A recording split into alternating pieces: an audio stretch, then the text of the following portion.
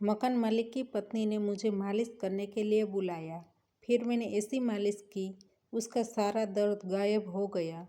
फिर वह अपने आप पर कंट्रोल न कर पाई। उसने ऐसा खेल खेला कि मैं पसीने से भीग गया। हेलो दोस्तों, मेरा नाम निखिल है और मैं ग्रेजुएशन की पढ़ाई कर रहा हूँ। मेरी उम्र 22 साल है और मैं दिखने में बहुत ही हैंडसम हूँ। मेरी हाइट 6 फुट 5 इंच है और मैं दिल्ली में किराए के घर में रहता हूँ। मेरे मकान मालिक भी इसी बिल्डिंग में रहते हैं। उसके घर में मकान मालिक, उसकी पत्नी और उनकी बेटी 3 लोग रहते हैं। जब मैं दिल्ली आया तब मैं किराए का घर ढूंढ रहा था। तभी एक चाय की दुकान वाले ने कहा, आगे की गली में एक घर खाली है। फिर मैं वहाँ जाने लगा। मैंने वहाँ जाकर डोरबेल बजाया। तभी एक 30 साल की आंटी ने दरवाज़ा खोला। फिर मैं उसके साथ किराए के घर के बारे में बात करने लगा। मैंने कहा, सिंगल रूम है या डबल रूम? उसने कहा, सिंगल रूम है। उसने कहा, यह रूम तुम्हारे लिए ठीक रहेगा क्योंकि तुम अकेले हो। फिर वह पूछने लगी कि आप क्या कर रहे हो? मैंने कहा, मैं दिल्ली में पढ़ाई के लिए आया हूँ।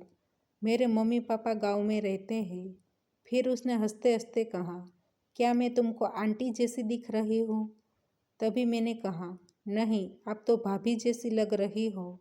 उसने मेरे सामने स्माइल दी। फिर मैं घर देखने के लिए गया। मुझे घर पसंद आ गया।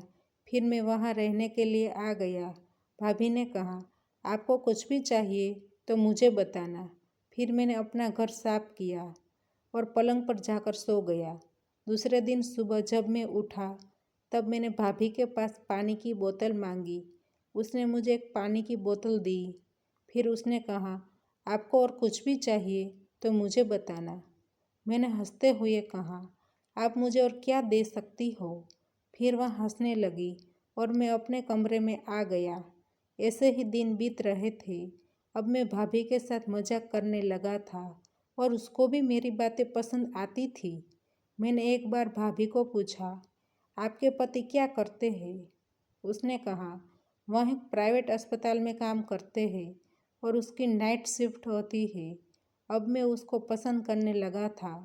एक दिन भाभी ने मुझे कहा, मुझे पूरे शरीर में दर्द हो रहा है। मैंने भाभी को बोला, आपको ठीक लगे तो मैं आपको मसाज कर सकता हूँ। फिर उसने कहा, आपके भैया की नाइट शिफ्ट है, जब वह शाम को खाना खाकर चले जाए तब आप मुझको मालिश कर देना। अब मैं शाम होने का इंतज़ार कर रहा था। शाम को मैं भाभी के घर गया और उनका दरवाज़ा खटखटाया। जब उसने दरवाज़ा खोला तो मैं उसको एकटक देखते रह गया। वह बहुत ही सुंदर लग रही थी। मैंने भाभी को कहा, आज आप बहुत ही खूबसूरत लग रही हो। उसने मेरे सामने स्माइल किया। फिर उसने मुझे अंदर बुलाया और वह अपने कमरे में जाकर सो गई। फिर मैं उसके पास गया। फिर मैंने उसके पैरों की मालिश कर दी। फिर धीरे धीरे मैं आगे बढ़ने लगा। अब उसको भी दर्द में राहत होने लगी थी, इसलिए वह हो गई। अब वह अपने आप पर काबू नहीं रख पा रही थी, इसलिए वह अचानक मेरे फिर हमने क्रिकेट मैच खेलना शुरू किया। अब हमारा यह रोज़ का कार्यक्रम हो चुका था। तो दोस्तों, हमारी कहानी यहीं पर समाप्त होती है। आपको पसंद आई है तो वीडियो को लाइक करें और शेयर करें और चैनल पर नए हैं तो चैनल को सब्सक्राइब करें और हाँ, नोटिफिकेशन बेल को ज़रूर दबाइए ताकि आने वाली अगली अपडेट आपको सबसे पहले मिल सके। धन्यवाद।